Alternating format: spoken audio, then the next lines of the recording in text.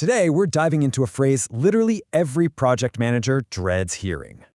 It's just a small change. We've all heard it, right? Sounds innocent, but it's a total sprint killer.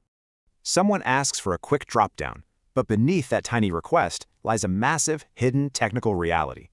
Welcome to the Iceberg Effect. They just see a tiny UI tweak. You see massive, invisible effort.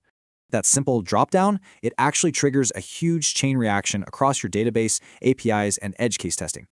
To manage this without being the Department of No, let's look at 4 impacts. First up, timeline. They think it takes 5 minutes. The reality? Regression testing and pipeline delays totally shift your deadlines.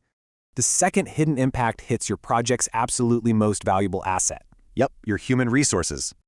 They figure you're already working on that page, but that ignores the brutal cost of context switching. Then there's the third, and honestly often overlooked consequence of these small changes, introducing severe risk. What seems like a low-risk addition can quietly sneak bugs into stable code, totally delaying your launch. That brings us to the 4th and arguably the most crucial conversation we need to have, trade-offs. Stakeholders always want to squeeze things in, but squeezing one feature in literally pushes another one out. So how do we pivot this conversation? We use impact-driven language to objectively reframe their requests. Instead of just shutting them down, map out the technical dependencies together to review the adjusted timeline. Don't just complain, it'll delay launch. Ask if they want to deprioritize an existing feature instead.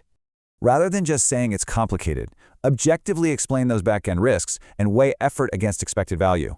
The big takeaway, managing scope isn't about resisting inevitable business change, it's entirely about shared understanding.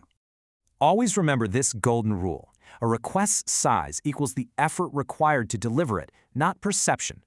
Before you automatically say yes to the next quick fix, ask your team, what are we dropping today?